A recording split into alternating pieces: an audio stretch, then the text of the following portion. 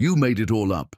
The Millionaire CEO went pale when his ex stood before him with boys who shared his face. Hi, my beautiful family. Welcome back to Mr. Peter Stories, your very own family story channel.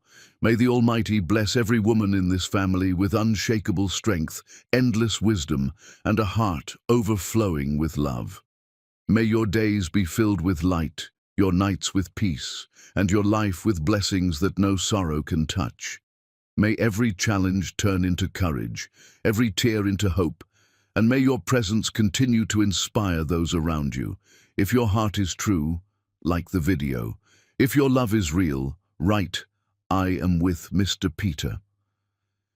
The intercom on Chris Jordan's desk buzzed at exactly 3 in the afternoon. "Mr. Jordan, there's someone here without an appointment." His assistant's voice carried unusual tension. "She says you'll want to see her." Chris didn't look up from the contract he wasn't reading. "Tell them to schedule—" "She has children with her, sir." His pen stopped. "Send them in." The door opened, and Crystal Carter walked in like she owned the building. Designer suit, hair pulled back, eyes harder and colder than he remembered. Behind her, 2 children holding hands, maybe 4 or 5 years old. The boy had Chris's green eyes, exact copies. The girl had them too, softer, mixed with Crystal's golden brown skin. "Crystal," his voice came out rough. "Chris." She said his name like it meant nothing. "These are Henry and Eloise. They're 4. They asked about their father." "I don't lie to my children." Henry stared at Chris with unsettling intensity. Eloise hid behind her mother's leg. "Hi," Eloise said softly. Chris felt something crack inside. "Hi." "You look like us," Henry observed. "Henry," Crystal touched his head. "Remember what we talked about? That he made a mistake he can't take back," Henry recited. "And that some things stay broken even when people say sorry." Crystal's voice softened only for her children. To Chris, ice. "You've seen him now. We should go." "Wait." Chris moved too quickly. All 3 stepped back in unison. A unit. He was the outsider.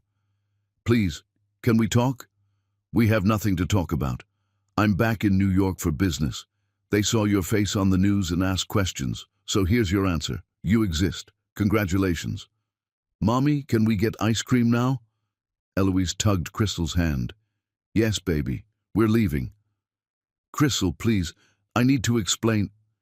"Explain what? That you called me a liar? That you told me to get rid of a fake pregnancy? That your lawyers sent me threats when I was 7 months pregnant?" Chris felt ice flood his veins.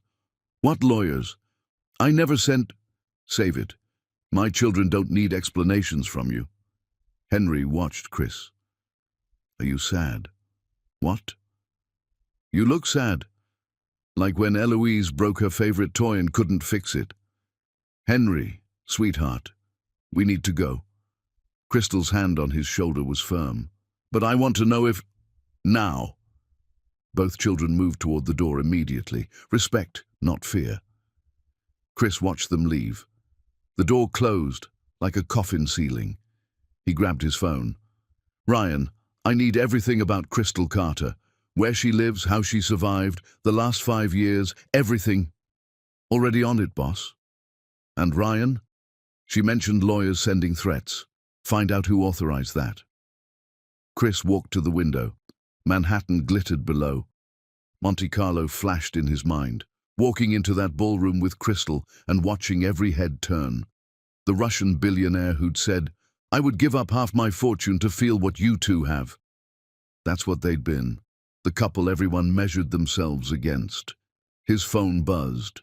"Ryan, she's not just surviving, she's thriving. Carter Global Marketing. Chicago-based.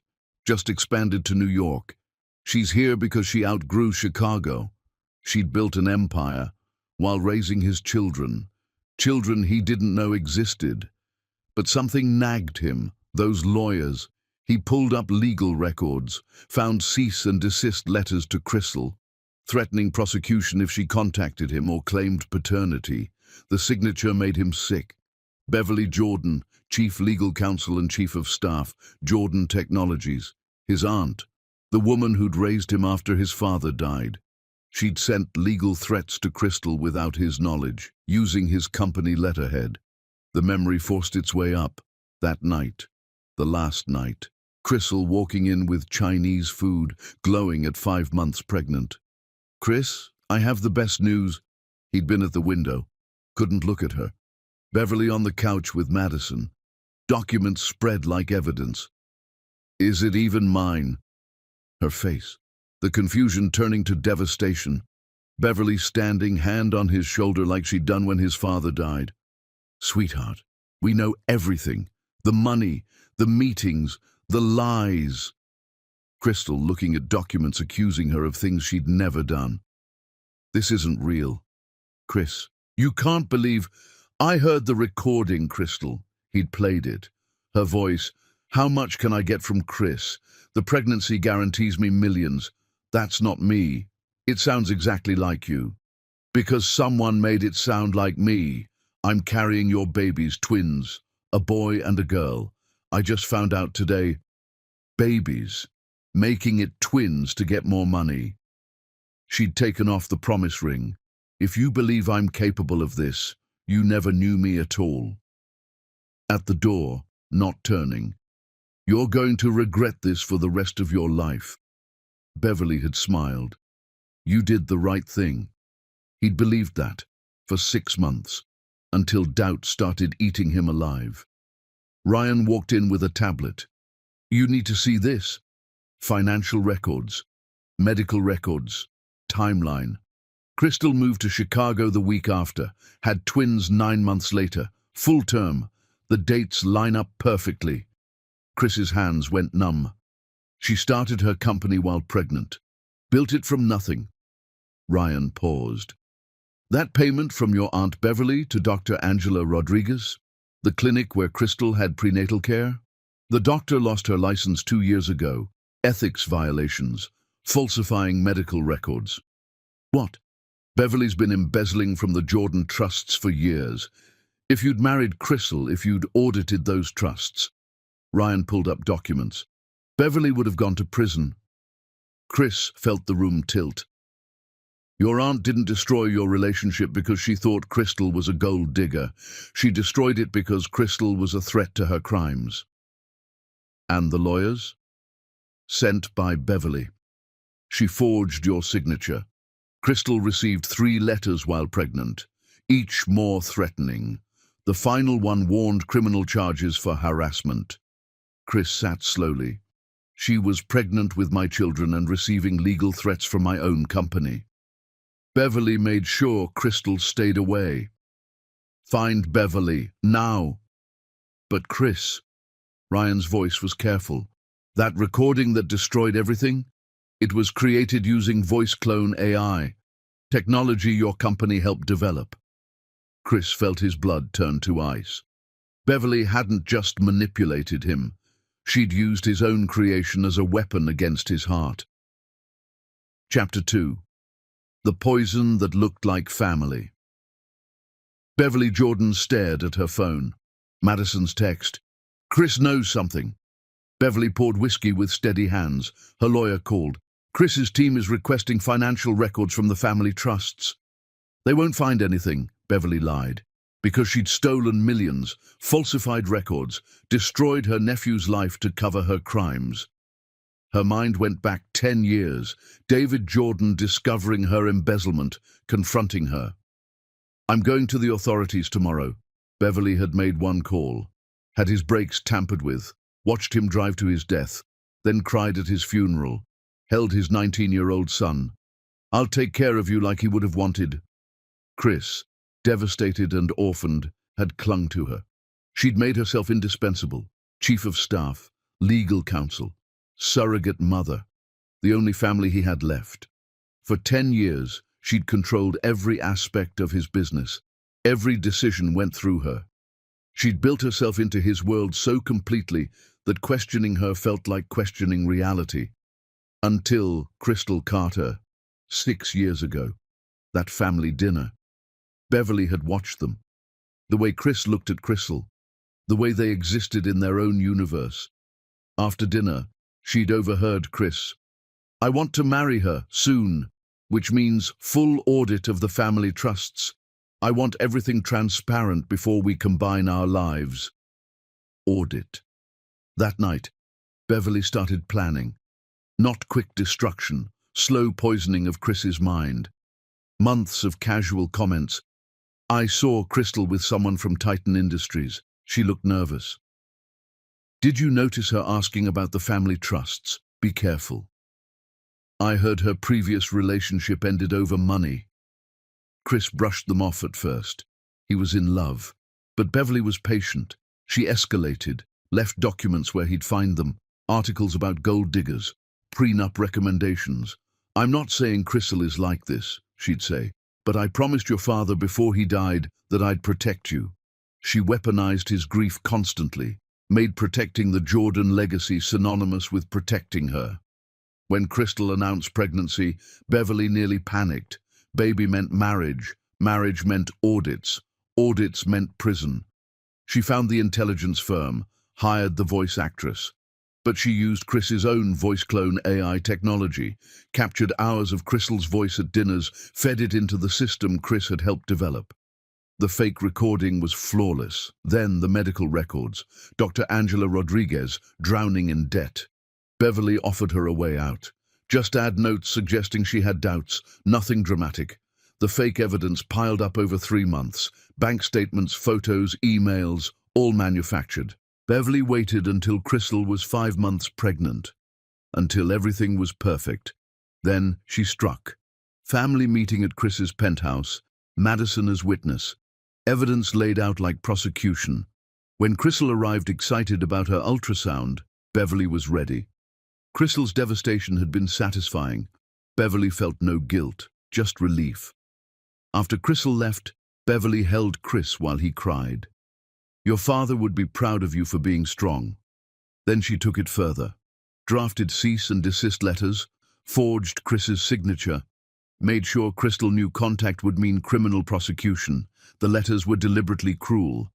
"Any paternity claims will be contested. Any contact will result in criminal charges. Any public statements will result in lawsuits." Crystal, pregnant and alone, believed Chris sent them. The plan worked for 5 years. Until today. Madison texted, "Chris's investigator is asking about you, about the clinic, about money."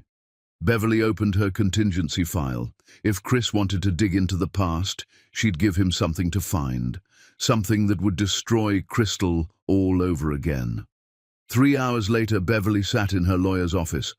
"I need to file a lawsuit against Chris Jordan and emergency custody of his children." "Beverly, you have no standing. I'm their great-aunt. Their father abandoned them. Their mother kept them from family. I have every right. This will get thrown out. I don't need it to last. I need it to destroy them publicly before they destroy me." She made one more call. "There's a woman named Crystal Carter. Company event tomorrow night. Sabotage it." Technical difficulties? Whatever ensures she fails spectacularly. Beverly looked at Boston's skyline. Chris thought he could investigate her. She'd destroyed his happiness once. She'd do it again. This time, both Chris and Crystal would lose everything. Meanwhile, Crystal sat with Henry and Eloise. "Mommy, why did you look sad when we left?" Eloise asked. "Seeing your father brought back memories." "Do you still love him?" Eloise asked innocently. Crystal thought about lying. "I loved who I thought he was, but that person didn't exist." "Maybe he's sorry," Eloise said hopefully. "Sorry doesn't fix everything." Crystal kissed her head. "But we don't need him to be happy, do we?" "No," Henry said firmly. "We have each other." Later, after the kids slept, Crystal stood at her window remembering the good parts before Beverly destroyed everything. Her phone buzzed. "Tiffany, everything set for tomorrow's presentation?" "Ready. This is going to change everything." She had no idea how right she was. Beverly was already planning to burn her world down. Chapter 3. The architect of destruction. Ryan knocked on Chris's door at 6 a.m. with a file. "You need to sit down." Chris had been staring at photos of Crystal and the twins all night. Henry at a robotics competition, Eloise at an art show. 4 years of moments he'd missed because Beverly made him believe they didn't exist. "Just tell me." "Beverly orchestrated everything. I found the intelligence firm. They kept records. The voice actress kept the originals. Dr. Rodriguez gave a full confession on video. Ryan dropped the file. Beverly planned this for months. Every piece of evidence, every lie, every manipulation. Inside were bank records showing Beverly's payments, contracts with the voice actress, emails discussing how to alter Crystal's medical files. But there was more. Communication logs from Beverly to the voice clone AI team. She'd requested testing access 8 months before the betrayal. Submitted audio files labeled quality assurance. Those samples were Crystal's voice. Beverly had been planning this for almost a year, using technology Chris had been proud of, turning his innovation into a weapon. "There's more." Ryan pulled out a journal. "Your father's, the one you couldn't read after he died. Beverly's been embezzling longer than we thought. Your father discovered it, confronted her the day before his accident." Chris felt his world tilt. "What are you saying?" "Your father's brake failure might not have been an accident. He discovers embezzlement, confronts Beverly, dies the next day. Beverly becomes your guardian and chief of staff. She killed my father. Can't prove it yet, but the mechanic who worked on his car died 3 years ago, ruled a suicide." Chris stood so fast his chair flew backward. "Where is she?" 2 hours later, Chris walked into the Connecticut estate where Beverly was having coffee. "Christopher, this is unexpected." Chris dropped the file. Papers spilled everywhere. "I know everything. The intelligence firm, the voice actress, Dr. Rodriguez, the embezzlement, the voice clone AI you stole from my company, all of it." Beverly's hand trembled slightly, setting down her cup. "I found the truth. You destroyed my relationship because you were stealing and knew I'd audit the trusts. You used technology I developed to fake evidence. You weaponized my grief over my father's death to blind me." Beverly stood. "You're upset. You made me believe protecting the Jordan legacy meant protecting you. You used my love for my father against me." Chris leaned close. "And I think you killed him. I think you murdered your own brother to cover your crimes." Color drained from Beverly's face. "You can't prove that." "Maybe not. But I'll try. And the investigation will destroy you. People will always wonder, did Beverly Jordan kill David?" "Chris, wait. We can work this out. 2 days. Withdraw your lawsuits. Return what you stole. Turn yourself in. Or I release everything and push for a murder investigation." Beverly sank into her chair, looking old for the first time. "You have 48 hours. Chris left her there. But Beverly hadn't survived this long by giving up. The moment his car disappeared, she made calls. "Destroy Crystal Carter's presentation tonight, catastrophic failure, and leak the story about Chris's abandoned children everywhere." If Chris wanted war, she'd give him war. That evening, Crystal stood backstage at the conference center. This presentation was everything.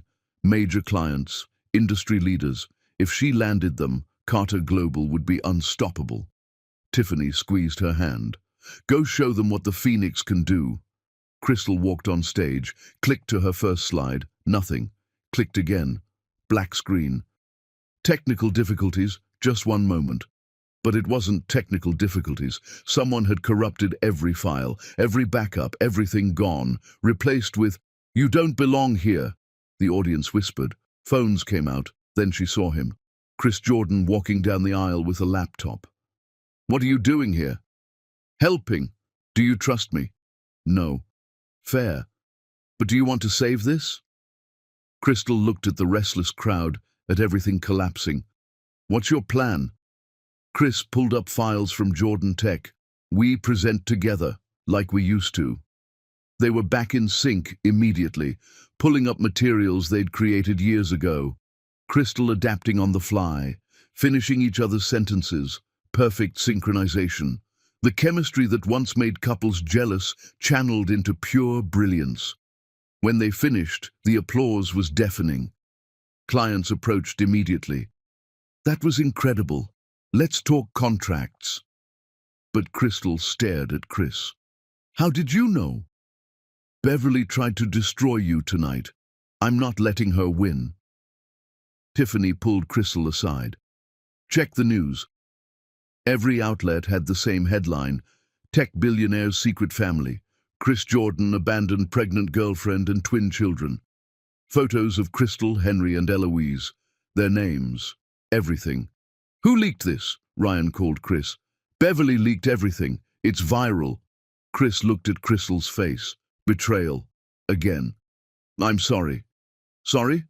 My children's faces are on the internet because of your family, because I met you." She walked away. Tiffany blocked Chris. "You've done enough." Chris's phone buzzed. Unknown number. "This is just the beginning. You wanted to destroy me. Let's see who breaks first. I raised you. I know every weakness." Beverly. The war had begun. Chapter 4. The night everything shattered. Crystal made it to her hotel before the tears came. Henry and Eloise were with Tiffany at a secure location, safe. But alone, Crystal let herself break. Her phone wouldn't stop. Journalists, colleagues, everyone had opinions. She turned it off and sat on the bathroom floor. That last night kept replaying, walking in with Chinese food, excited about the ultrasound. Twins. She'd been planning cute announcements. But Chris's face. Cold. Distant. Beverly and Madison on the couch. "Is it even mine?" 4 words that shattered everything. She'd tried to defend herself, but Chris had evidence. Bank statements, photos, that recording of her voice saying terrible things.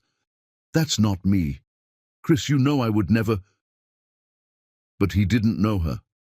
That's what she realized. If he could believe this, he'd never known her at all. Beverly watched with satisfaction, playing concerned aunt while twisting the knife. Crystal remembered taking off the ring. "If you believe I'm capable of this, you never knew me at all." Then came the letters. Weeks later, threatening, cruel, Jordan Tech letterhead, Chris's signature. "Any paternity claims will be contested. Any contact will be treated as harassment. Any statements will result in lawsuits." 6 months pregnant with twins, reading those letters, feeling something die inside. Not love. That died the night he called her a liar. Hope. Hope that maybe he'd realize his mistake. The letters killed that hope. She'd moved to Chicago because New York felt poisoned, started her company because she needed to survive, built an empire to show Henry and Eloise their mother was strong enough to protect them. A knock pulled her back. "It's me, Chris, please." 5 minutes. She didn't want to open that door, but something in his voice made her. Chris looked terrible. Good. "What?" He held out a tablet. "Dr. Rodriguez, confession." Crystal pressed play. "Dr. Rodriguez, Beverly Jordan paid me to falsify Crystal Carter's medical records, add notes suggesting doubts about paternity. None of it was true. I needed money. I'm so sorry." Crystal's hands went numb. "There's more." Chris showed her everything. The voice actress, the voice clone AI using technology his company developed, Beverly submitting Crystal's voice for testing months before, the intelligence firm, Beverly's embezzlement, and this, the legal letters. "I didn't send these. Beverly forged my signature, used my company, made you think I was threatening you." Crystal stared at the signature. It looked exactly like his, but tiny differences. The curve of the J, the spacing. "She also filed false police reports, claimed you were stalking me, made sure those reports followed you, sabotaged your New York business deals for 5 years to keep you away." Crystal watched years of betrayal documented. Why show me now? Because you deserved to know years ago. Because Beverly weaponized my grief over my father to blind me. What does your father have to do with this? My father discovered Beverly's embezzlement, confronted her the day before he died. Next day, brake failure. Beverly became my guardian. She's controlled my life for 10 years. You think she killed him? I know she did. Can't prove it yet. Chris looked broken. She used my love for my father against me, made me believe protecting his legacy meant protecting her. Every time I questioned her, she'd invoke his memory. She turned my grief into a weapon. Crystal felt understanding shift, not forgiveness. Understanding. You didn't just believe lies about me. You were living inside a decade-long manipulation. That doesn't excuse what I did, but Crystal, she didn't just present fake evidence. She spent months poisoning my mind first, planting doubts, making me paranoid, and I let her because I trusted her more than myself. You threw me away, told me to get rid of our fake pregnancy, had Beverly threatened me. I know. I went to the hospital alone, held them alone, fed them at 3 a.m. alone, built a company with them strapped to my chest. First steps, first words, first everything. You lost all of it. I know. Stop saying that. Her composure cracked. You don't know what it's like to love someone completely and have them look at you like you're nothing. To be 5 months pregnant and suddenly homeless. To tell your children their father doesn't want them. Chris's face was wet. You're right. But I know Beverly destroyed us. I know I let her manipulate me because I was traumatized and didn't trust what we had. I know Henry and Eloise exist because you're strong enough to survive. And I know sorry is inadequate. Years of pain between them. Your aunt is still trying to destroy me. The leak, the sabotage, she won't stop. I know. That's why we stop her together. There is no together. Crystal, no. You don't get to fix this by taking down Beverly. I saved myself 5 years ago. I built this life. And I'm taking down your aunt alone too. She's dangerous. So am I. Chris believed her. This crystal had been forged in fire. At least let me help. I have resources. Fine. But this isn't about us. This is about protecting my children from your toxic family. Our children. Biologically, yes. But they're mine in every way that matters. You're the DNA donor who showed up 5 years late. Designed to hurt. They did. I'll take whatever relationship you allow. But Crystal, I'm going to prove I can be the man I should have been. The man I would have been if Beverly hadn't spent a decade turning me into her puppet. Even if you never forgive me. Why? Because you were right. I do regret it. Every day. But more than that, I'm angry. Furious that Beverly stole 10 years of my life, killed my father and used his memory to control me, made me destroy the best thing that happened to me, cost me 5 years with my children. I want her destroyed, and I think you do too. Crystal closed the door without a word, but she didn't lock it. Chris stood there before calling Ryan. Dig deeper. If she leaked today, she's planning something bigger. Already on it. Beverly filed additional motions, claims Crystal deliberately kept your children from you, pushing for temporary custody to protect them. She's insane. She's desperate. Desperate people who've killed before are dangerous. Meanwhile, Crystal called Tiffany. How are the kids? Perfect. Asleep. Don't know about the news yet. Good, because I'm not running. We're going to expose Beverly. Completely. Make sure she never hurts anyone again. I love when you get that tone. Crystal pulled up her laptop, started making lists, every piece of evidence needed, every person to talk to, every strategic move to take down Beverly Jordan. By morning, she'd have a battle plan. Beverly thought she was fighting a heartbroken young woman. She was about to learn she was fighting the Phoenix, and the Phoenix didn't just survive fires. She burned everything that tried to destroy her. Chapter 5. The fortress she built without him. Tiffany had never seen Crystal like this. 6 a.m. Crystal already at the temporary office, 3 whiteboards covered in notes, laptop open to multiple screens. No, I don't care what it costs. I want the best forensic accountant in the country. Pause. Today. Pay them triple. She hung up and dialed another number.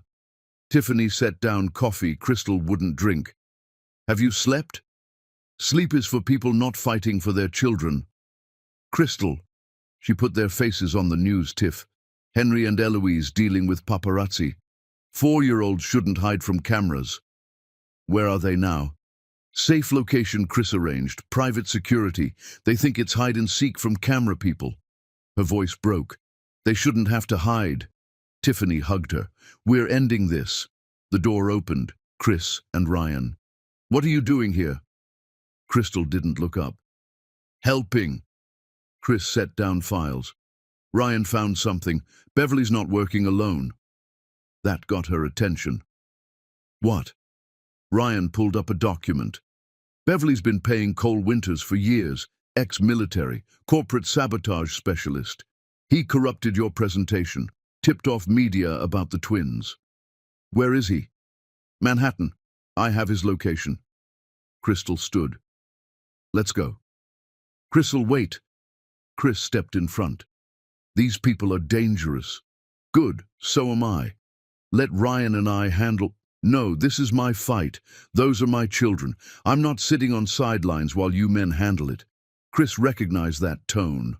No arguing. Fine, but we do this smart, together. They found Cole at a Chelsea gym. Ryan ensured they caught him alone. Crystal walked up while he benched. Chris and Ryan flanked her.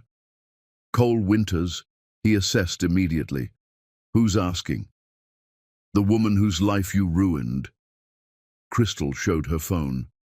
I have documentation of every payment Beverly made, emails detailing sabotage, communications where you leaked information about children.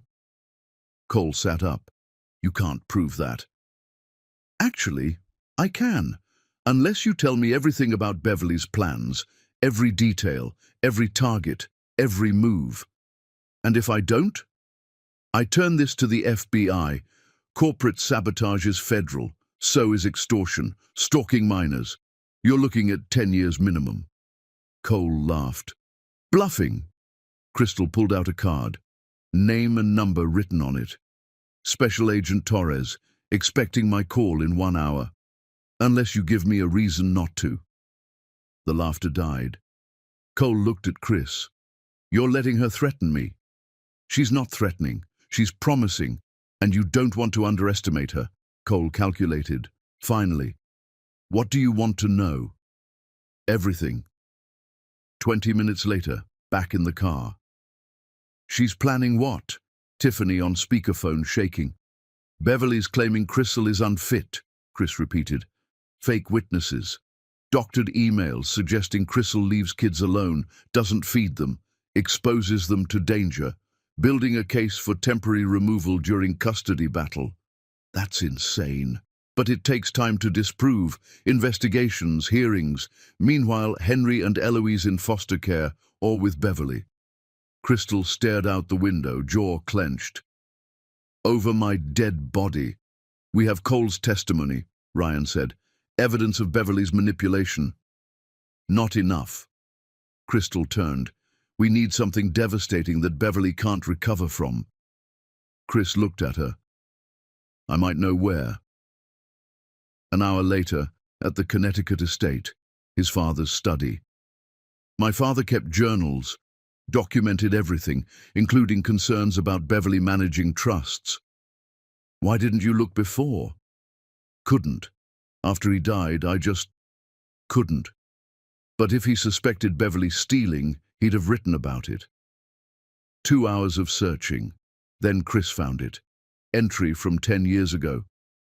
Beverly asked for money, said Richard left her with nothing. But something's wrong. She has expensive apartments, designer clothes, Europe trips. The math doesn't add up. I need to audit the trusts. If she's stealing, I'll have to remove her and involve authorities. I'll talk to her tomorrow at dinner. Dated 1 day before Chris's father died. Silence. You don't think...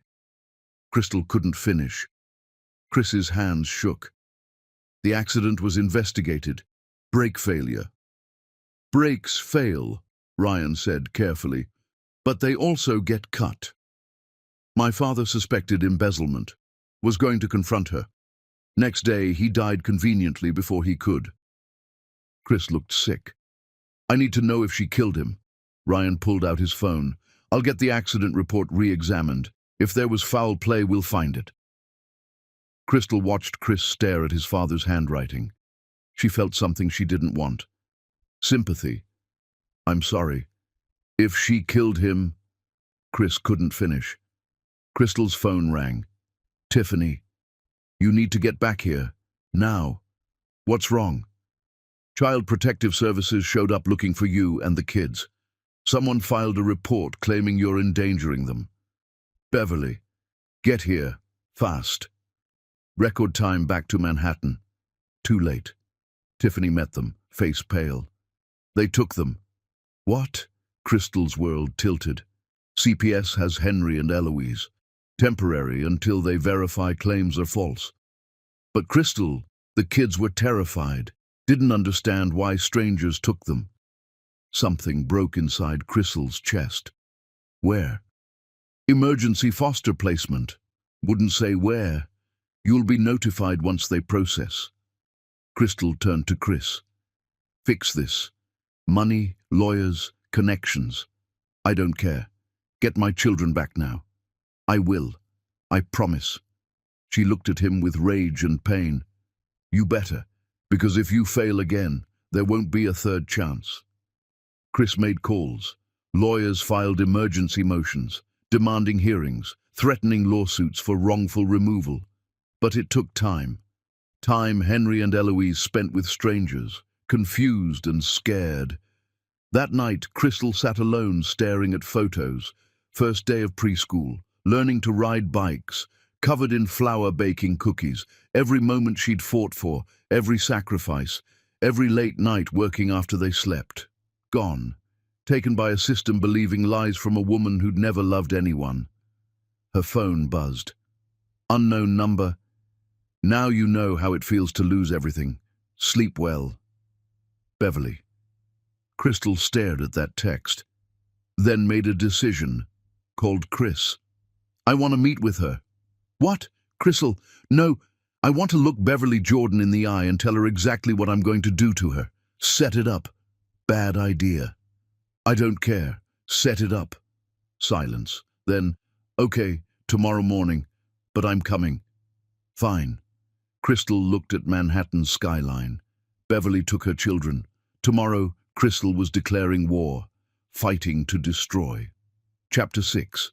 When the Villain Strikes Back. Midtown restaurant. Neutral ground. Public enough for safety. Private enough for brutal honesty. Beverly arrived first. Immaculate. Designer clothes and pearls. Ordered tea like having a pleasant morning. Crystal walked in with Chris, sat across from Beverly and smiled. Thank you for meeting. Beverly stirred tea. I was curious what you could say. I wanted to tell you face to face that I'm going to destroy you. How dramatic. I'm being specific. Crystal pulled out her tablet.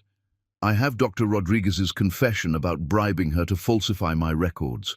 Cole Winters's testimony about hiring him for sabotage. Financial records showing you embezzled millions over a decade. Communications proving you orchestrated fake evidence. Beverly's face didn't change. Interesting fiction. Documented fact. Here's what I'm doing.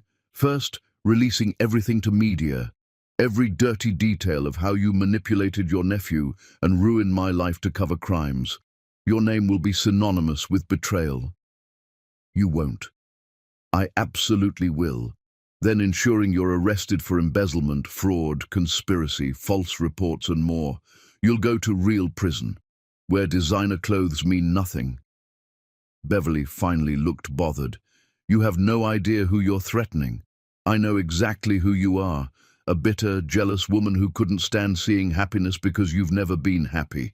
You killed your own brother because he discovered your crimes. Manipulated your nephew using his grief. Destroyed lives for money and control. You're pathetic. Beverly's hand tightened on her cup.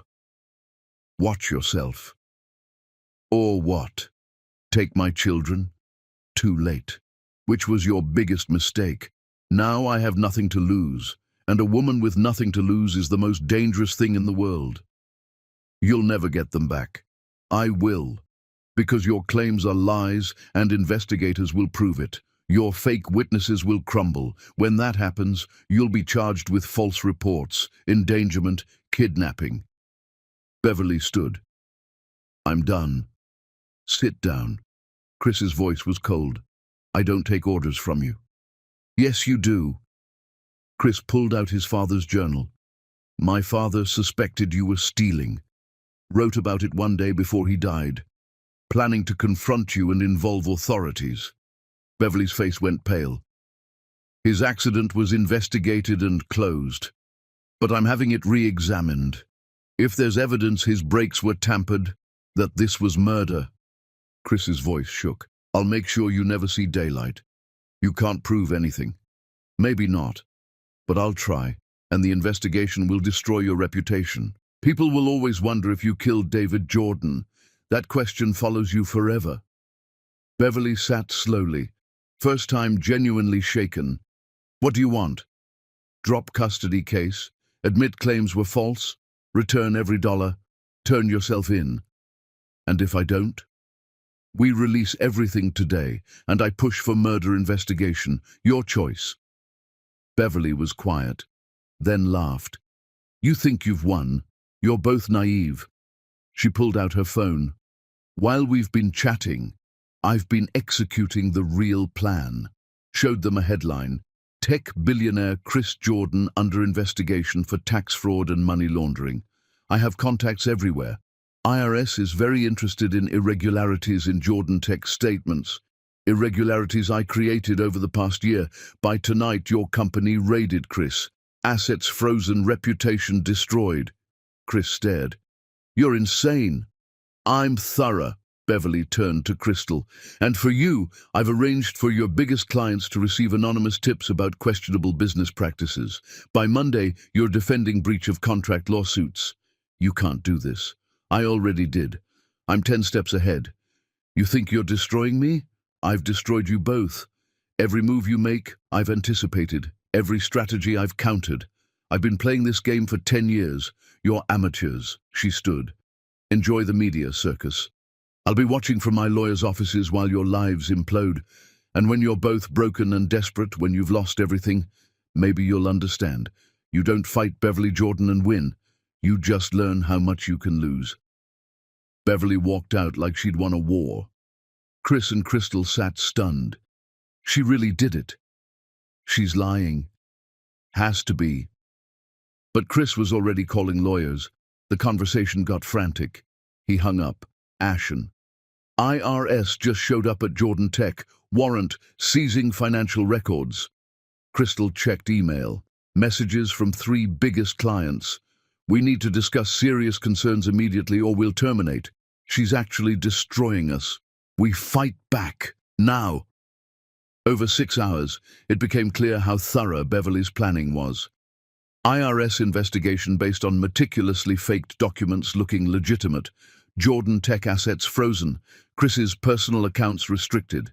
Crystal's clients pulling contracts based on anonymous emails claiming stolen information and breached confidentiality. False but detailed enough for panic. By evening in Chris's lawyer's office with a team doing damage control.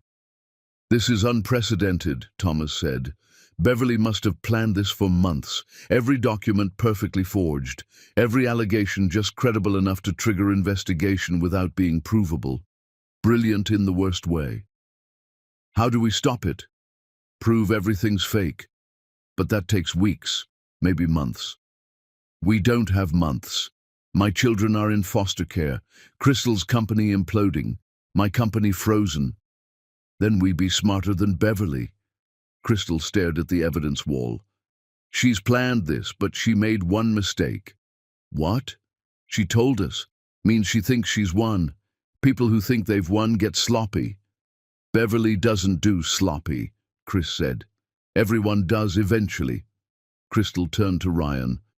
Cole mentioned someone named Leo, said Beverly's worked with him for years. Leo handles technical side, forgery, digital trails, making fake evidence look real. Don't know who Leo is yet. Cole said he's paranoid, never meets in person, everything digital.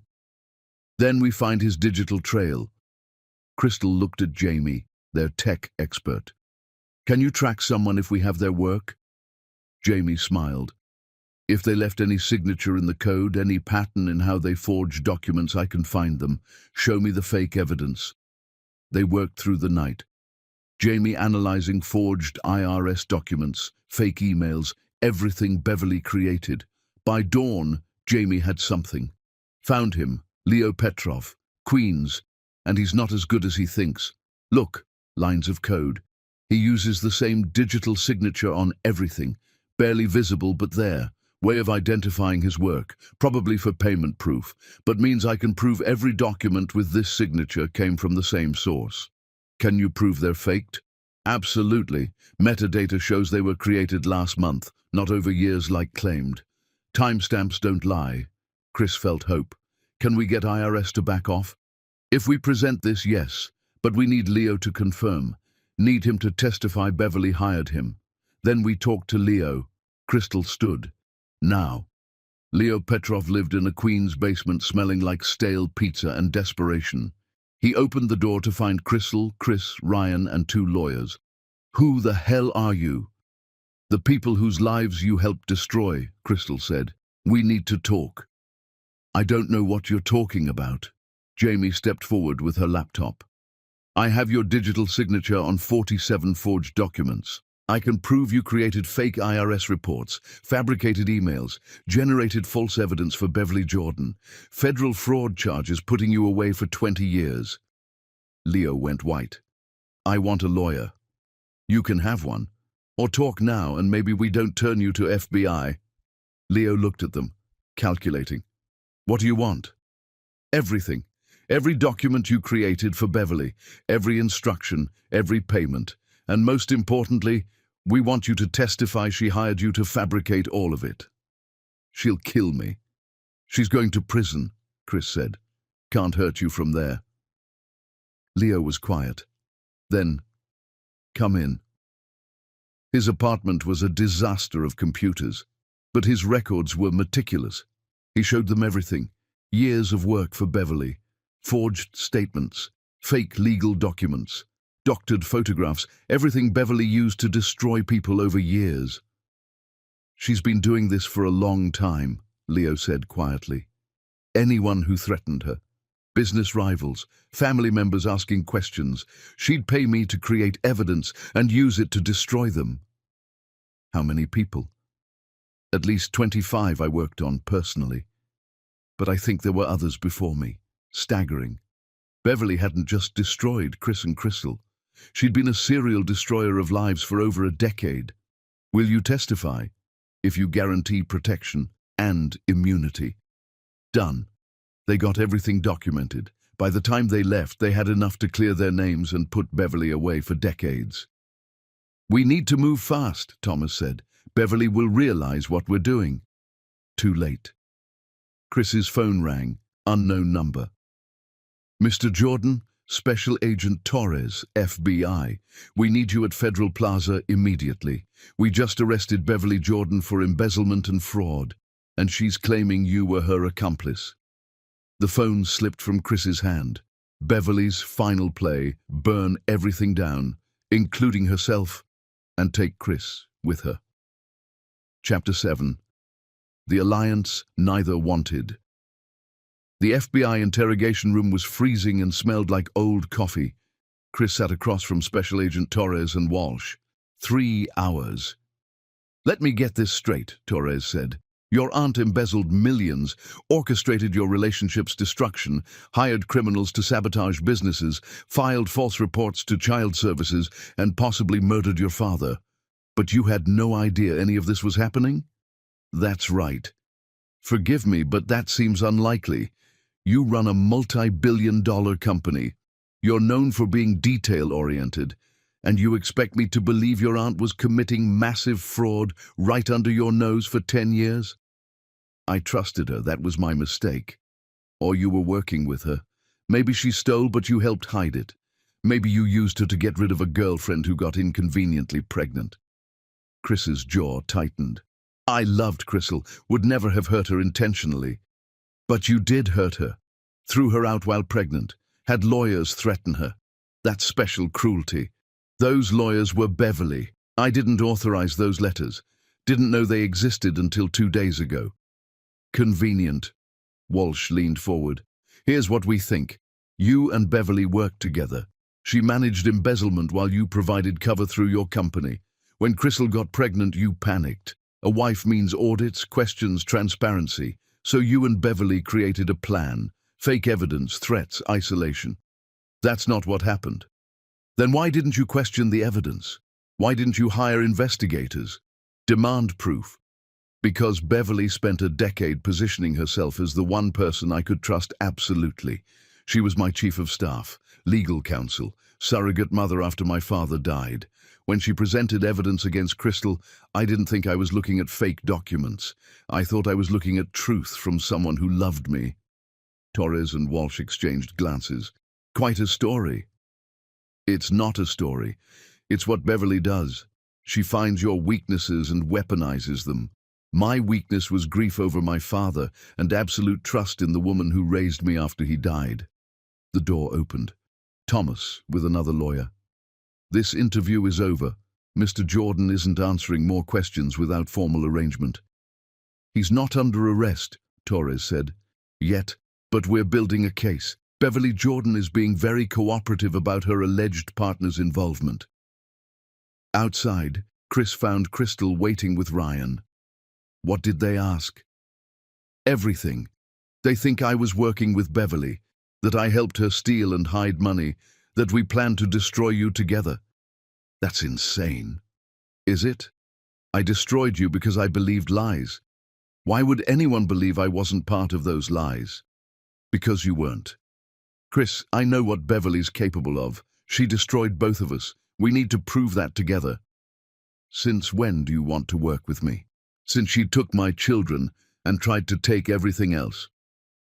Crystal's voice was fierce. I don't trust you, don't forgive you. But right now, you're the only other person who wants to destroy Beverly as much as I do. So we're partners, temporary, until this is over. Chris wanted to argue, but he'd lost the right to want anything from her. Okay, partners. Back at the temporary office, Ryan had been coordinating with Leo and Jamie. We have a problem, Ryan said. Leo is terrified, talking about recanting. He can't, Crystal said. We need his testimony. Beverly got to him, sent a message about what happens to people who betray her. He's convinced she'll have him killed. She's in custody. She can't hurt him. Can't she? Ryan pulled up a news article. One of Beverly's former business associates found dead this morning. Apparent suicide. He was scheduled to testify next week. The room went cold. She had him killed, Chris said slowly, from jail. Or someone working for her. Either way, Leo has reason to be terrified. Crystal grabbed her phone. We need him in protective custody, now. But Leo didn't answer. Ryan sent someone to his apartment. Door open, Leo gone. Computers wiped or destroyed. She got to him, Ryan said. Bought him off or scared him off. Either way, our star witness is gone. Crystal slammed her hand on the table. We need another way. What about Madison? Chris said suddenly. Beverly's daughter. She knows everything. You think she'll turn on her own mother? I think Madison might be the one person who hates Beverly more than we do. 2 days tracking down Madison Jordan. She was holed up in a Brooklyn boutique hotel, avoiding media around her mother's arrest. When she opened the door, her face was a mess of tears and mascara. What do you want? To talk, Crystal said gently. May we come in? Madison let them in. Chaos. Clothes everywhere, empty wine bottles, tissues scattered like snow. I'm sorry, Madison said suddenly. For everything. I knew what she was doing and I didn't stop it. I knew she was lying about Crystal and said nothing. I'm sorry. Tell us what happened, Chris said. Madison sat on the bed, hugging a pillow. My mother is a monster. I've known for years, but was too scared to do anything. She controlled everything, my money, career, life. If I disobeyed, she'd destroy me like everyone else. What did she tell you about us? She said Crystal was a gold digger trying to trap you. Showed me fake evidence, and I believed it because I wanted to, because if Crystal was lying, maybe my mother wasn't as evil as I suspected. Madison wiped her eyes. But even believing the lies, I thought what she did was cruel. Crystal was pregnant. Even if everything else was fake, that baby was innocent. I told my mother that. She said I was being weak. Madison looked at Crystal. Then I saw you on the news holding those beautiful children and realized they were real. The pregnancy was real. Everything my mother said was a lie, and I helped her hurt you. Why didn't you come forward? Because I was terrified. She made it clear if I betrayed her, she'd destroy me too. She has information on me, things I did when younger, mistakes she documented for leverage. I was trapped in her web like everyone else. You're not trapped anymore, Crystal said. She's in custody. This is your chance to break free. Is it? She's still giving orders from jail. People are still afraid. That man who died, Jonathan Mitchell? I knew him.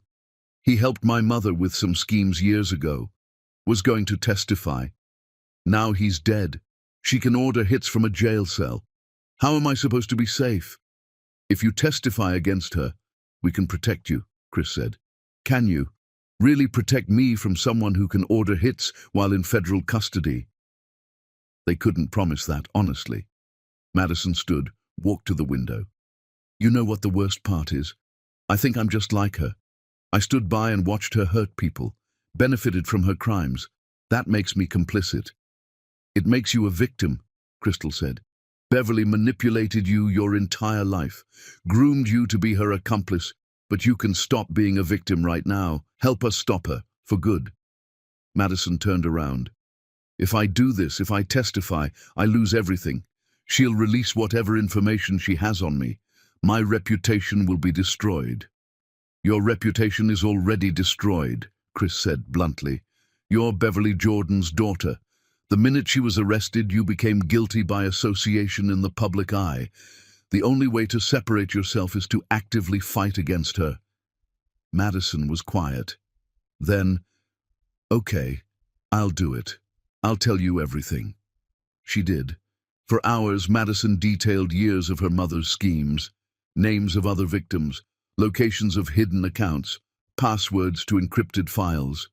Evidence Beverly had collected on dozens of people, including city officials, judges, even FBI agents. She has something on everyone, Madison said. That's how she's controlled things for so long. She makes sure people are compromised, then uses that leverage whenever she needs something. We need to get all of this to Agent Torres, Ryan said. There's one more thing. Madison pulled out a flash drive. My mother made me record our conversations. She said it was to protect us both, but really it was insurance. I have recordings of her admitting to everything. Embezzlement, fraud, bribing officials, ordering sabotage of Crystal's business, arranging for witnesses to disappear. All of it. She handed the drive to Chris. This is probably enough to put her away for the rest of her life. Use it. Thank you, Crystal said. Don't thank me. I should have done this years ago. Those are your children caught in the middle of my mother's insanity. Henry and Eloise shouldn't be suffering because I was too cowardly to speak up sooner. Tears filled Madison's eyes. I'm so sorry. For all of it. Crystal surprised herself by hugging Madison. You're doing the right thing now. That matters. They took all the evidence, Madison's testimony, the recordings, the financial documents, the list of other victims, straight to Agent Torres. His face when he listened to the recordings was something Chris would remember forever.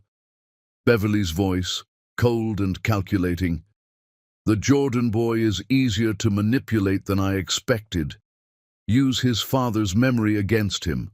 Make him believe protecting the legacy means protecting me. Another recording. Crystal Carter needs to stay in Chicago.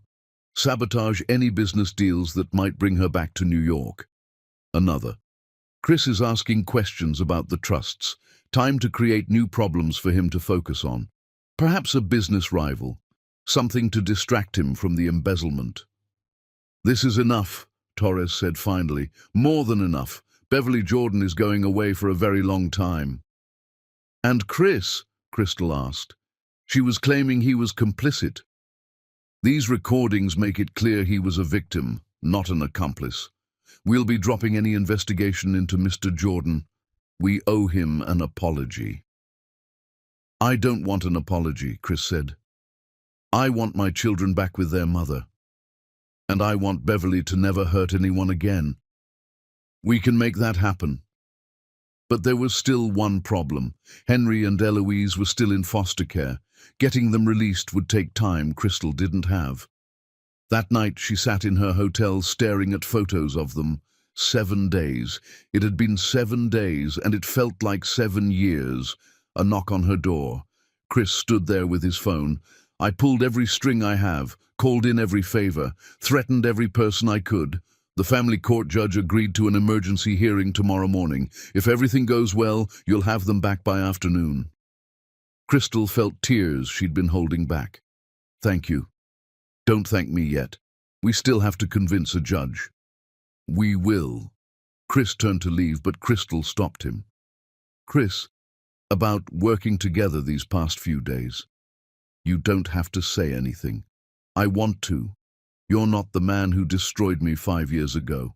Or maybe you are, and I'm finally seeing you're capable of growth. Either way, you showed up when it mattered. That counts for something. Not enough. No, but it's a start. They stood there, years of pain and a few days of partnership between them. Get some sleep, Chris said. Tomorrow we get your kids back. Our kids, Crystal said softly. They're biologically yours whether I like it or not. And they asked about you when I called them tonight. Wondered if you'd come visit them. I didn't know what to tell them. Chris's eyes filled with tears. They asked about me. Henry wants to know if you're good at chess. Eloise wants to know if you like stories. They're 4 years old and they're trying to figure out if their father is worth knowing. Am I? Crystal didn't answer right away. Finally, I don't know yet, but you're trying. That's more than you did 5 years ago. After Chris left, Crystal lay in bed thinking about the last few days. She'd hated working with him at first. Every moment reminded her of what they'd been and what he'd destroyed. But slowly, she'd started remembering why she'd fallen for him. His intelligence, his determination, the way he listened, the way he'd called before meetings to ask if she needed anything, not to win her back but because he genuinely wanted to help. She wasn't ready to forgive him, might never be ready. But she was starting to believe that the man who'd destroyed her wasn't the same man fighting beside her now, and that scared her almost as much as losing her children had. Because if Chris Jordan had actually changed, if he'd become the man he should have been 5 years ago, then she had a choice to make. Stay angry forever, or risk her heart again. Neither felt safe, but tomorrow she'd get her children back. Everything else could wait. Chapter 8. The Children Who Changed Everything. The family court hearing started at 9 a.m. in a small Lower Manhattan courthouse. Crystal sat with her lawyer, Olivia Reeves. Across from them sat Beverly's lawyer, though Beverly herself was still in FBI custody. Judge William Foster, stern and in his 60s, reviewed documents with growing irritation. "Let me make sure I understand," he said after 20 minutes. Mrs. Jordan filed for emergency custody based on allegations the mother was neglectful and the father had abandoned them. But evidence now shows Mrs. Jordan fabricated these allegations as part of a larger criminal conspiracy to cover her own embezzlement and fraud. "That's correct, Your Honor," Olivia said, and Mrs. Jordan is currently facing federal charges for embezzlement, fraud, conspiracy, filing false police reports, and potentially murder. Yes, Your Honor, as well as additional charges related to falsifying reports to child services and perjury. Judge Foster looked at Beverly's lawyer with barely concealed disgust. Does your client have anything to say in her defense? The lawyer cleared his throat.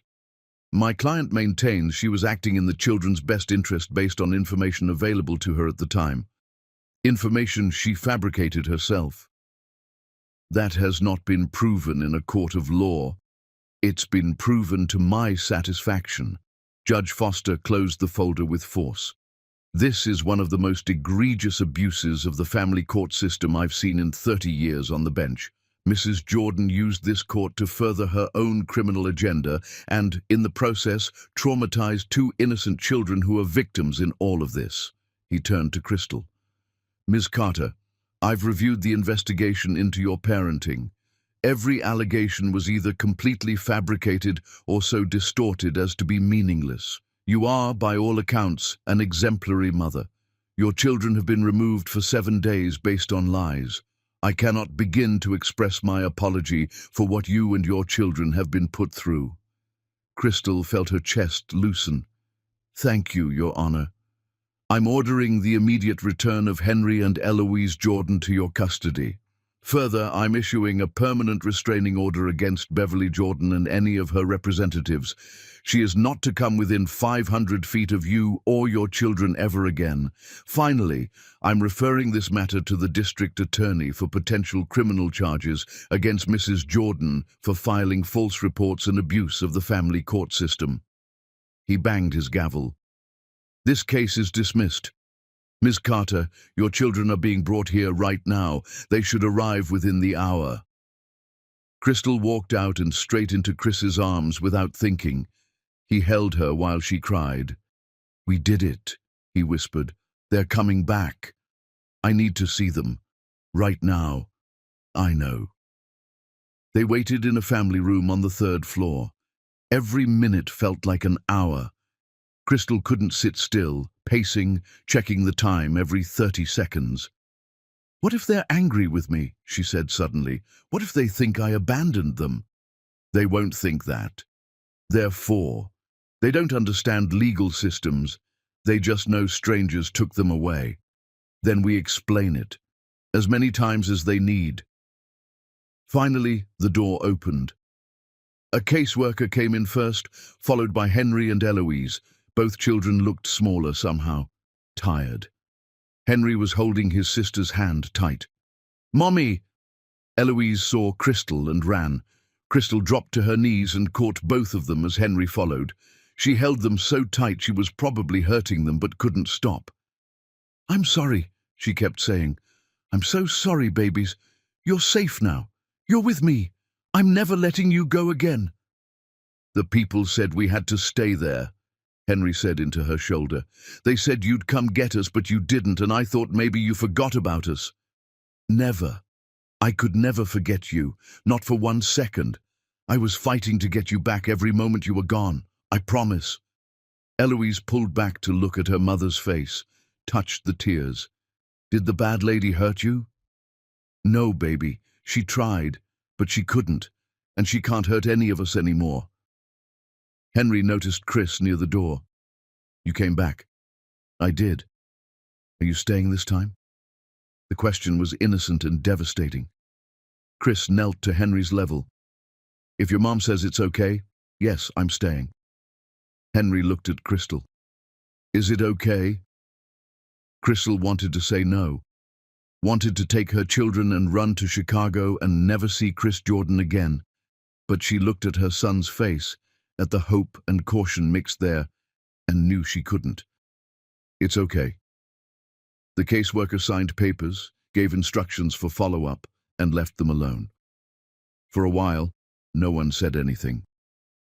Crystal just held her children while they held her back. Finally, Eloise looked up. Can we go home now? Yes, baby. We're going home.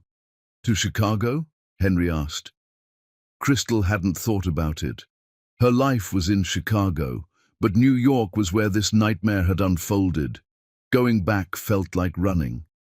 "Let's stay in New York for a few more days," she said. "Make sure everything is settled. Then we'll see." Chris spoke up. "I have a place in Westchester. Big house, lots of space, huge yard. You could stay there while you figure things out. All of you." Chris, not as a romantic gesture, not as me trying to fix things, just as a safe place for you and the kids away from media and chaos.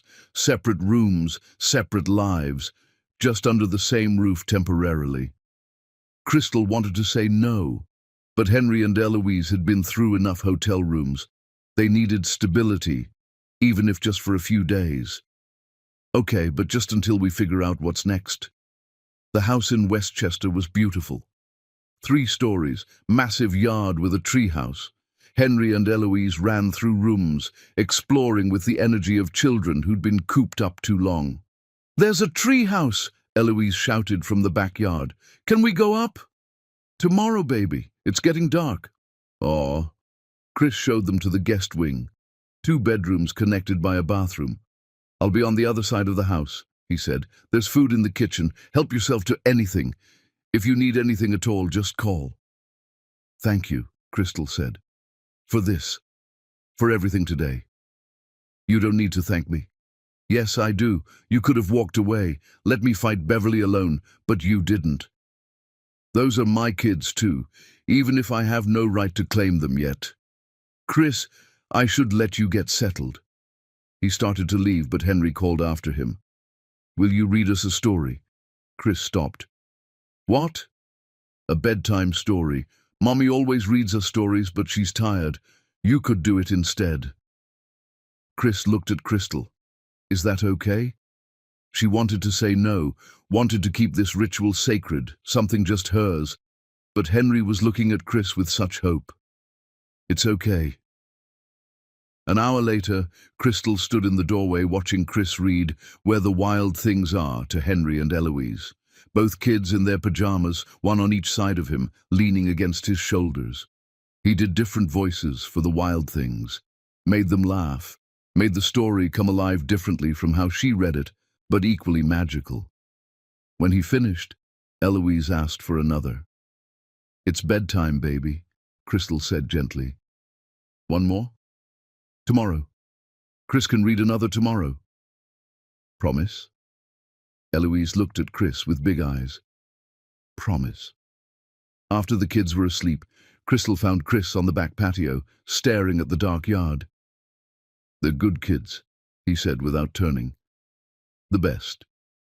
You did an amazing job raising them, alone, while building a company, while dealing with everything that happened." He turned to face her. "I don't know how you did it. I didn't have a choice. When you're responsible for 2 tiny humans, you figure it out or you fail, and I wasn't going to fail. I would have.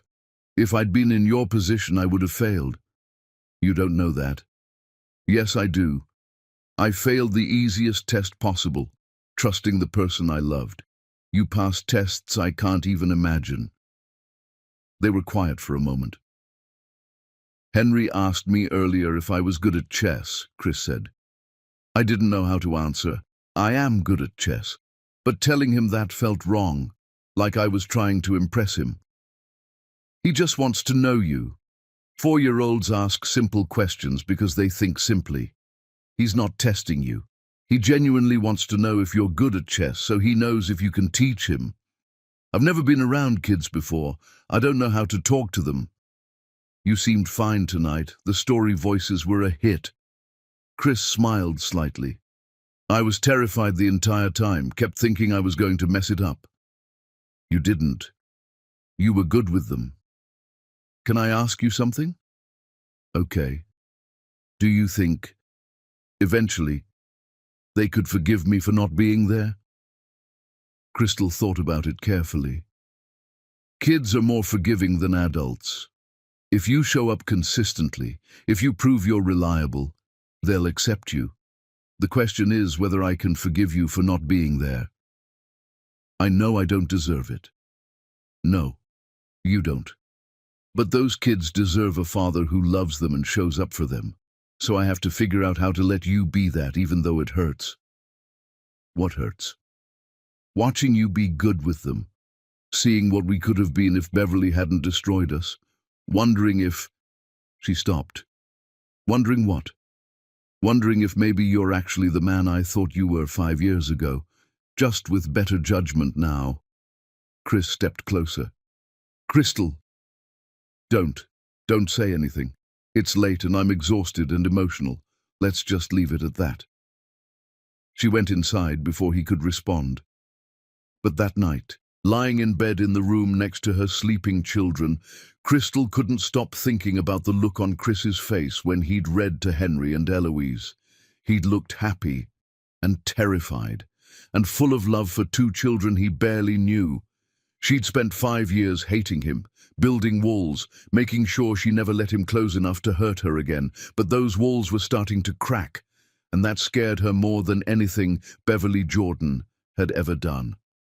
Chapter 9. When the Empire Strikes Back. 2 weeks later, Beverly Jordan's preliminary hearing felt like the trial of the century. The federal courthouse in Manhattan was surrounded by media, protesters, people who'd been victims of Beverly's schemes. Everyone wanted to see her fall. Crystal sat next to Chris. Behind them were Ryan, Tiffany, Olivia, and Madison, who'd agreed to testify despite the risk. Beverly walked in wearing an orange jumpsuit that looked obscene against her usual designer wardrobe. Her hair was still perfect, makeup flawless. She'd found a way to maintain appearances even in custody. She scanned the courtroom, and her eyes landed on Chris. She smiled. "She's insane," Crystal whispered. "No, she's convinced she's going to win." The prosecutor stood. Diana Reyes, who'd built her career on taking down white-collar criminals. "Your Honor, the evidence against Beverly Jordan is overwhelming. We have documentation of embezzlement spanning 7 years, testimony from multiple victims, recordings of her admitting to crimes, and proof she orchestrated a campaign of destruction against her own nephew and an innocent woman, including the traumatic removal of children from their mother." Beverly's lawyer, Harrison, stood. "My client has been a pillar of the community for decades. These allegations are based on fabricated evidence and testimony from unreliable witnesses with their own reasons for lying." "Then let's hear from those unreliable witnesses," Judge Foster said. He'd volunteered to handle this case personally after what Beverly had done in his courtroom. Dr. Angela Rodriguez testified first about Beverly paying her to falsify Crystal's medical records, about the specific note she'd been told to add, about how Beverly had threatened her when she'd expressed doubts. "She told me," Angela said, voice shaking, "that if I ever told anyone, she'd make sure I lost everything, my medical license, my house, my reputation, and she could do it. I'd seen her destroy other people." Harrison cross-examined aggressively, trying to paint Angela as a bitter doctor who'd lost her license for legitimate reasons and was now lying for revenge. But Diana had receipts, Beverly's payment to Angela, time-stamped and documented. Cole Winters testified next, about every job Beverly had hired him for, sabotaging businesses, planting fake evidence, intimidating witnesses. "I've done corporate espionage for 20 years, Cole said. "I've worked for some bad people, but Beverly Jordan was the worst. She didn't just want to win, she wanted to destroy, completely. She'd give me targets and tell me exactly how to ruin their lives. She enjoyed it." Madison testified next, the daughter turning on her mother. Madison walked to the stand, looking fragile but determined. Diana's questions were gentle but thorough. "Can you tell us about your mother's activities over the years?" Madison detailed it all. The embezzlement she'd witnessed, the schemes she'd known about, the people her mother had destroyed. She pulled out documents, recordings, evidence she'd been collecting for years. "I knew my mother was a criminal," Madison said, tears running down her face. "But I was too scared to stop her. She controlled everything. If I disobeyed, she'd hurt me too. I watched her destroy Crystal and Chris. I watched her manipulate her own nephew into throwing away the woman he loved. I watched her take custody of innocent children just to hurt their mother, and I said nothing. I'm as guilty as she is. You're testifying now, Diana said gently. That takes courage. It's too late for courage, but maybe it's not too late for justice. Harrison's cross-examination was brutal. He attacked Madison's credibility, her motives, her character. Isn't it true you benefited financially from your mother's crimes, that you spent money you knew was stolen? Yes. Isn't it true you participated in schemes to manipulate Mr. Jordan, that you tried to seduce him on your mother's orders? Yes. So you're admitting you're a criminal yourself? Yes, I am. And I'll accept whatever punishment comes from that. But I'm not going to let my mother hurt anyone else. The courtroom was silent, but Beverly's lawyer wasn't done. When Diana called Chris to the stand, Harrison went for blood. Mr. Jordan, isn't it true you were planning to audit the family trusts before you discovered Ms. Carter was pregnant? Yes. And isn't it true that once you believed Ms. Carter was lying, you abandoned those audit plans? Yes. I was too devastated to focus on business. Or perhaps you'd found what you were looking for, a convenient excuse to stop an audit that might have implicated you as well. That's not what happened. Can you prove that? Diana objected, but the damage was done. Harrison was planting seeds of doubt, but then Diana called her final witness, Leo Petrov. Everyone had thought Leo was gone, bought off or scared off by Beverly, but he walked into that courtroom with federal marshals flanking him. Mr. Petrov has been in protective custody, Diana explained, after threats were made against his life. He's agreed to testify in exchange for immunity. Leo took the stand and destroyed any remaining defense Beverly had. He presented every forged document, every faked email, every piece of manufactured evidence. He had receipts for every payment Beverly had made. He had recordings of her instructions. He had everything. I forge documents for a living, Leo said, but even I was shocked by what Beverly Jordan asked me to do. She didn't just want evidence, she wanted to psychologically destroy people. She'd tell me exactly what would hurt them most and have me create evidence to accomplish that. She's evil, pure evil. Harrison had nothing to say. No cross-examination could undo Leo's testimony. The preliminary hearing lasted 2 days. By the end, even Beverly's lawyer looked defeated.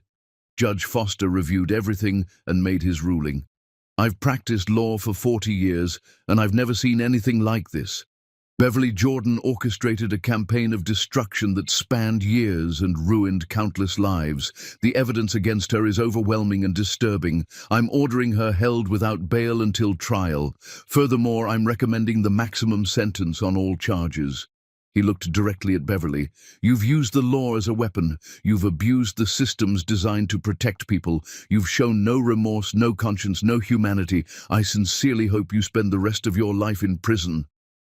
Beverly's mask finally cracked. For just a moment she looked scared. They led her out in handcuffs. Outside, the media was frenzied. Crystal and Chris walked out together and were immediately swarmed. Ms. Carter, how do you feel about today's outcome? I'm relieved that Beverly Jordan will face justice, but mostly I'm grateful that my children are safe and that the truth is finally public. Mr. Jordan, do you have a relationship with your children now? Chris looked at Crystal. She nodded. I'm getting to know Henry and Eloise. They're incredible kids, and I'm grateful for every moment I get to spend with them. I have a lot of lost time to make up for. Are you and Ms. Carter back together? We're co-parenting, Crystal said firmly. Our focus is on our children. But as they walked away from the courthouse, Crystal's hand found Chris's. She didn't think about it, didn't analyze it, just held his hand like it was the most natural thing in the world. He squeezed back gently.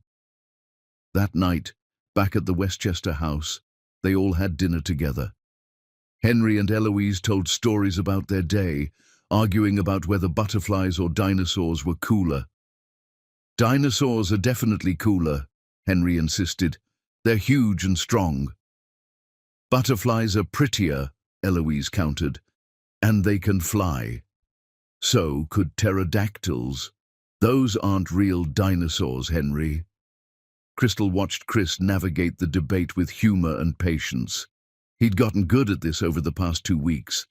The bedtime stories had become routine. So had morning chess games with Henry and afternoon art projects with Eloise. He showed up every day, proving himself in small, consistent ways. After the kids were in bed, Chris found Crystal in the kitchen. "So," he said, "Beverly's going to trial in 3 months. They're talking about a plea deal, but she's refusing. She wants to fight this all the way." "Of course she does. She can't accept losing. Diana thinks the trial will last weeks, maybe months. It's going to be a media circus. I can handle it. I know you can. But should you have to? Maybe you should go back to Chicago. Take the kids somewhere quiet until this is over." Crystal poured wine for both of them. "I'm not running. I'm going to be at that trial every day. I want Beverly to see my face and know she lost." "That's vindictive." "Damn right it is. She tried to destroy me, failed. She tried to take my children, failed. She tried to ruin you, failed. I want her to sit in that courtroom and stare at everything she couldn't break." Chris smiled. "Remind me never to get on your bad side." "Too late. You were on my bad side for 5 years." "Am I still?" Crystal considered the question. "You're making your way back to neutral." "I'll take it." They drank wine in comfortable silence. "The kids asked me today if you're their dad now," Crystal said finally. "What did you tell them?" "I told them yes. You're their biological father, and you're trying to be their real father too. But I also told them that family is about more than biology, that I'll always be their first line of defense. They're lucky to have you. They're lucky to have both of us." Finally, Chris set down his wine glass. "Can I ask you something?" "Maybe. When you look at me now, do you still see the man who destroyed you?" Crystal thought about it honestly. "Sometimes. When I'm tired or angry or scared, I see him. But most of the time I see someone different, someone who's trying to be better. I don't know if that's enough to build anything on, but it's something. I'll take something." That night, Crystal couldn't sleep. She kept thinking about the trial, about Beverly's face when the judge denied bail, about the long road still ahead. But she also thought about Chris reading to their children, about the way he'd held her hand outside the courthouse, about how natural it had felt. She'd spent 5 years building walls, making sure no one could hurt her again, making sure she needed no one. But maybe needing someone wasn't weakness. Maybe it was just human. She didn't have answers yet. Didn't know if she could ever fully trust Chris again. Didn't know if they could build something real from the ashes of what Beverly had destroyed. But for the first time in 5 years, she wasn't sure she wanted to stay angry forever. And that was terrifying and hopeful in equal measure. Chapter 10. The Reckoning and the Beginning. 3 months later, Beverly Jordan's trial ended on a Tuesday afternoon in late spring. The jury deliberated for 7 hours.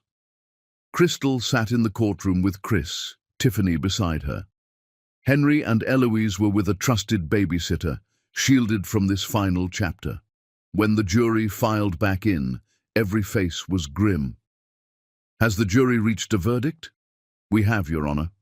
"On the charge of embezzlement, how do you find?" "Guilty." "On the charge of fraud?" "Guilty." "On the charge of conspiracy?" "Guilty."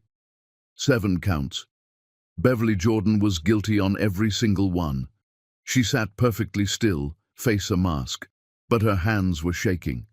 "Sentencing will be in 2 weeks," Judge Foster said. "Mrs. Jordan will remain in custody." As they led Beverly out, she turned and looked directly at Crystal. Her face said, "This is your fault." Crystal stared back and mouthed, "Good." Outside, Diana Reyes gave a statement about justice being served. Then she turned the microphone to Crystal. "I want to say something to everyone who's been a victim of Beverly Jordan's schemes. You're not alone. You weren't crazy. You didn't deserve what happened. And today, finally, the person who hurt you is being held accountable. Crystal looked at the camera. To the other victims watching, I see you, I believe you, and I hope today brings you peace. 2 weeks later, sentencing day. Judge Foster looked at Beverly with undisguised contempt. You've shown no remorse, no accountability, no recognition of the pain you've caused. In 40 years on the bench, I've never encountered someone so thoroughly lacking in conscience. He delivered his sentence, 8 years in federal prison, full restitution to all victims, permanent restraining orders, no possibility of early release. Beverly's face went pale. Do you have anything to say? Beverly stood slowly. Yes, I want to say that my nephew is weak. He let an outsider destroy our family. Everything I did was to protect the Jordan legacy. You destroyed the Jordan legacy by being a criminal. Take her away. As marshals led Beverly out, she looked at Chris one last time. You'll never be happy with her. She'll never trust you. But Chris didn't flinch. You lost everything. We're building something new. Who won? Beverly had no answer. 6 months after sentencing, life had found a strange rhythm. Crystal moved Carter Global's headquarters to New York. The company was thriving. Henry and Eloise had adjusted. They had 2 homes now, Crystal's Manhattan penthouse and Chris's Westchester house. They'd stopped asking if their parents were together, accepting they had 2 people who loved them. On a Saturday morning, Chris picked up the kids. But instead of leaving, he asked Crystal if they could talk. Is something wrong? No, I wanted to show you something. They drove to a park in Westchester, kids running ahead to the playground. I've been thinking about the future, Chris said as they watched Henry and Eloise play. About what I want, what's important. Okay. 5 years ago, I had everything I thought mattered. Money, power, success. And I lost it because I didn't recognize what was valuable. You, us, what we were building. Chris, let me finish. I'm not asking for another chance. I know I don't deserve that. But these past months, getting to know our children, working alongside you, co-parenting, it's been the best time of my life, even with chaos and pain, because I get to be near you again. Crystal was quiet, watching their children. You've been good with them, she said finally. Better than I expected. They make it easy. They're incredible. They are. And they love you. Henry told me last week you're his best friend. Eloise drew a picture of our family, all 4 of us holding hands. Chris felt his throat tighten. She did? I have it on my fridge. They sat in silence, watching their children play in autumn sunshine. I don't know if I can fully trust you again, Crystal said quietly. There's still this part that remembers how easily you believed I was lying, how quickly you threw me away. I know. But I also see who you are now, how you show up every day, how you've earned pieces of them I never thought you'd deserve. You're not the man who destroyed me. You're someone better. I'm trying. I see that. And maybe that's enough to start building something new, not what we had. That's gone. But something different. What does that look like? I don't know yet. Maybe we start with dinner, the 4 of us. Not as co-parents doing handoffs, as a family trying to figure out what family means. Chris felt hope bloom. I would like that. No promises, no expectations. Just one day at a time. One day at a time, Chris repeated. I can do that. Henry ran over, breathless. Dad, come push me on the swing. Chris stood, then paused. Did he just call me Dad? He's been doing that for weeks, Crystal said with a small smile. I didn't want to tell you because I thought you might cry. I might cry. Go push your son on the swing. That night, they all had dinner together at Crystal's penthouse. Just pasta and garlic bread and salad. But the kids set the table together. Chris helped with sauce. They told stories about their days. Henry spilled juice and Eloise laughed so hard she snorted. It was ordinary and domestic and perfect. After the kids were bathed and in pajamas, after Chris read 2 stories instead of 1 because Eloise begged, Crystal walked him to the door. "Thank you for today. I should be thanking you for letting me in, for giving me a chance to know them. You've earned it."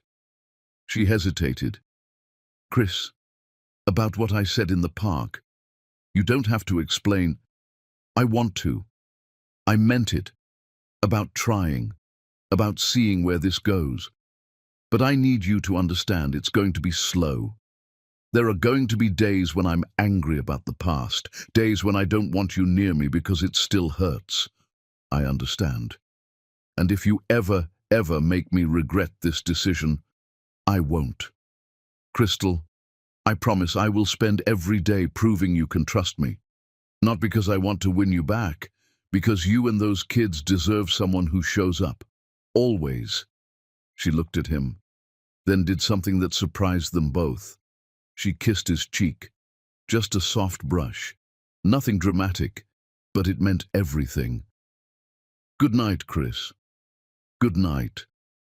3 years later, on Henry and Eloise's 8th birthday, the whole family gathered at the Westchester house. The kids were older now, taller, smarter. Henry had discovered robotics. Eloise was writing stories that made adults cry. Crystal and Chris had spent those 3 years rebuilding, slowly, carefully. There had been setbacks and arguments and moments when Crystal almost walked away. But Chris kept his promise. He showed up every single day. They'd been officially together for a year, living separately still, taking things slow, but together in ways that mattered. As the party wound down and kids ran around the yard, Tiffany pulled Crystal aside. "You look happy." "I am. Weirdly, impossibly happy. You deserve it." Crystal watched Chris organizing Capture the Flag with a dozen 8-year-olds, laughing, overwhelmed, having the time of his life. "I never thought I'd get here. Never thought I could trust him again. But he proved me wrong, every day for 3 years. Later, after guests left and kids were asleep, Crystal and Chris sat on the back patio under stars. "Best birthday party yet," Chris said. "The robot cake was your idea. And Eloise loved the writing workshop you arranged." They'd gotten good at this. Co-parenting that became partnering, that became loving again, differently than before. "I have something for you," Chris said suddenly. "It's the kid's birthday, not mine." "I know." He pulled out a small box. Not a ring box. Something else. Inside was a key. "What's this?" "Key to this house. I want you to move in, you and the kids, officially. Not as my girlfriend staying over sometimes, as my partner, my family." Crystal held the key.